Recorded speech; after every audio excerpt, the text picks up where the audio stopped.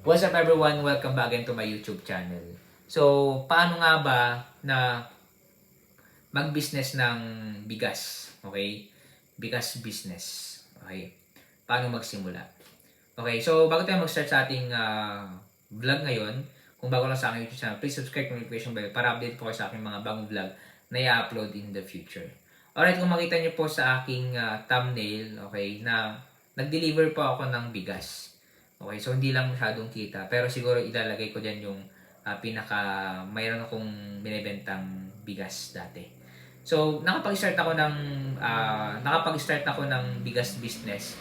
Okay, trinay ko lang naman. Okay, kung gusto nyo i-try, baka mas papatok at mas kumita kayo. Okay, ito lang, execute lang natin yung pre-sell na hanap kayo ng supplier ng bigas. O kaya naman, kuhan kayo, kumbaga, nagtrabaho kayo dun sa bigas, okay? Kayo ay nagbubuhat, o kaya may ginagawa kayo dun sa company nyo, sa bigas, okay? Taga-deliver ka. So, ikaw mismo, ang gawin mo lang naman ay picturean mo yung bigas, tapos i-upload mo sa Facebook. Okay? Tapos, kung sino yung gustong mag-order, okay? Patungan mo, okay? Tapos, sabihin mo dun sa supplier mo na baka mayroon pang discount, okay? Magbibenta rin ako. Okay?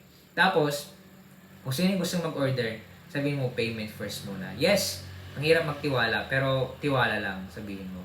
Tapos, pag binayaran nila, kung ibayaran mo na dun sa supplier mo, sa boss mo, yung kung saan nagtrabaho, kaya naman may supplier ka na, sabihan mo mo ng bigas. Bayaran mo na, tapos tsaka mo i-deliver. Okay, hindi mo kailangan ng puhunan. Okay? Basta execute mo lang yung pre-sell. Okay? Tapos, syempre, start small, think big. Paano yung pag wala akong sakyan? O di, kausapin mo yung may tricycle o kaya naman yung meron sakyan na, bigyan kita ng ganito.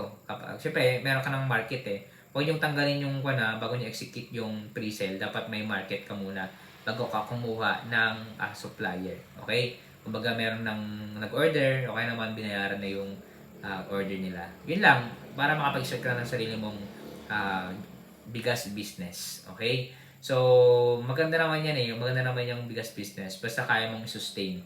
Okay? Sa akin kasi is yung madami akong kapalpakan dyan sa bigas business na yan. Okay? Kumbaga, ang nangyayari kasi, gumamit ako dati ng cheque. Okay? Kaya, tinatakot nila ako pang hindi ko na ibibenta lahat ng parang stock ko.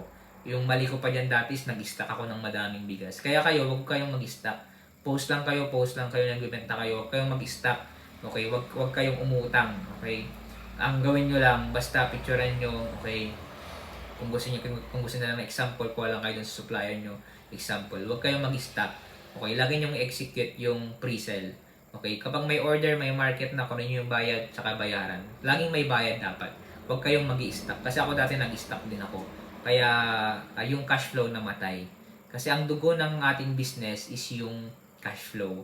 Okay, dapat may sales lagi, may umiikot. Okay? So, sana natuto kayo sa aking kapalpakan sa pagninegosyo. Okay, na-share ko na sa inyo para kahit paano aware po kayo. Okay? At ako ay sobrang nahihiya sa kapalpakan ko. Pero hindi ko pinagyayabang yun. Gusto ko lang kayong maging aware po kayo sa aking mga negosyo dati.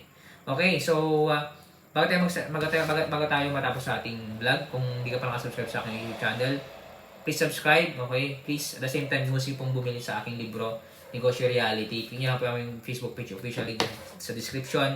Message lang po kayo and i-deliver po namin agad. Salamat po and God bless.